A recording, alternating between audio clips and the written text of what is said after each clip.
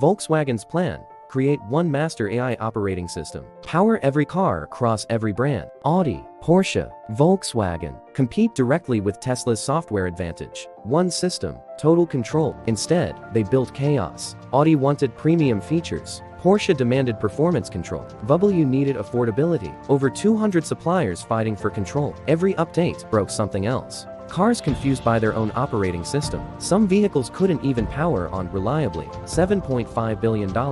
Gone. The software was supposed to unite them. Instead, it became a war between brands writing their own code. Are cars becoming too software dependent? Comment, too far, or the future.